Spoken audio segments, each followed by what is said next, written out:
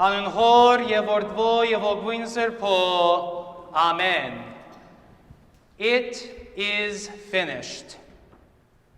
We have spent these past 5 days journeying through the great and holy week, traveling with the Lord as he took the final steps to save us from our sin and from death. We journey with him as he triumphantly entered Jerusalem, humble and riding on a donkey. We followed him to the upper room where he established the holy Badarak after the Last Supper and also washed the disciples' feet.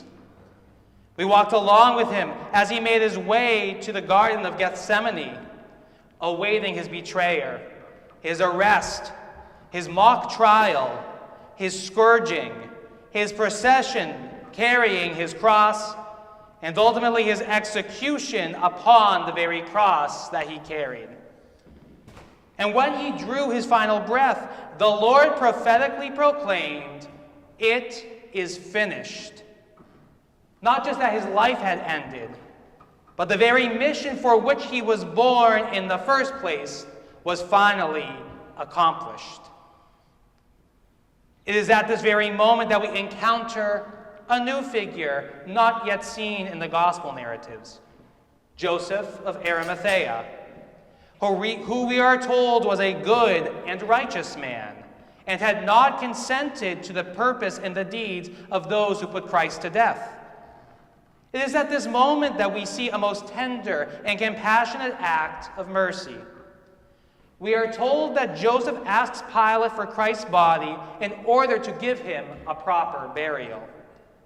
And not only does he bury him, but he buries him in his own new tomb, a tomb that was likely intended for Joseph on his own day of his burial or a close family member. What a wonderful act of devotion offered by a faithful follower. And yet, along with this caring act of devotion remains an unsettling question. Where was Joseph before Christ's death? Where was Joseph when Christ was being given up to the Jewish authorities? Where was he when he was being put on trial in front of the Sanhedrin? Where was he when he was being given up to Pilate, shipped off to Herod, sentenced to death? Where was Joseph when Christ was being scourged and mocked and spit on, when he was whipped and when a crown of thorns was dug into his head? Where was Joseph when Christ was carrying his cross up to Golgotha? Where was he when Christ's hands and feet were nailed to the cross? Where was he as the Lord hung upon that cross for 3 grueling hours? And where was Joseph when Christ drew his final breath? The simple answer is, we do not know where Joseph was. The gospel accounts are silent about Joseph of Arimathea only until after Christ's death. And for a man who had enough influence to convince Pilate to give him Christ's body for a proper burial, he certainly could have also intervened to try to prevent Christ's unjust crucifixion from ever occurring. It seems that Joseph only showed his care for the Lord once the Lord had already been taken from him. How very sad. How very human. Because if we think about it, far too often we treat people at their best only after they've died. One of my father's most memorable sermons of his ministry addressed this very point, where he shockingly opened the sermon up by saying, "I wish that people would treat me as if I were dead." Quite the edgy opener to a sermon. But his point was quite insightful. That when someone close to us dies, we treat them with the utmost dignity. We move mountains to make sure we're at their funeral, even if we hadn't made the slightest effort of seeing them for years. We remember and share exclusively the wonderful parts of who they are, while showing much more grace for their shortcomings.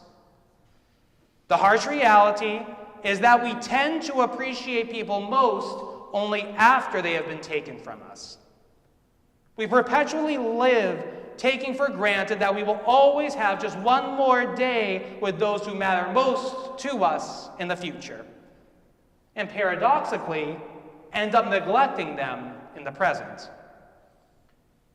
And it seems that Joseph of Arimathea, who again, we are told specifically was a good and righteous man, found himself in a similar state of taking the Lord's presence for granted, of not fighting for him when he had the chance, and of showing his courageous love only after his Lord was dead. It seems that during his life, Joseph took the Lord for granted, thinking, there will always be more time to hear another sermon, to witness another healing, to come to the Lord's aid when he needs me. And yet, the regret of having lost the Lord seems to have made Joseph go to extraordinary lengths to honor him. I think that if we're being honest, we also often take the Lord for granted in a similar way. In the sense we do this because we know and we truly do believe the good news that he is risen from the dead. And because we know him to be alive unto eternity, we are at risk of falling into the trap of believing that we can always become his follower tomorrow.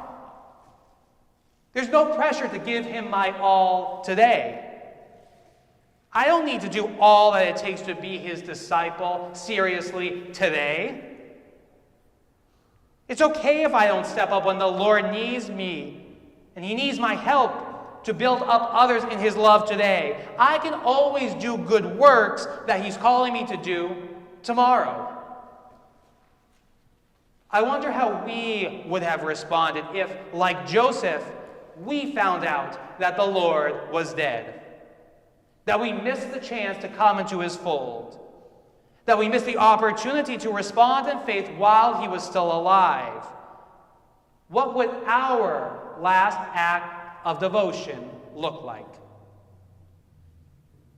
The story of Joseph of Arimathea shows us an act of beautiful devotion to the Lord, but it also serves as a cautionary tale.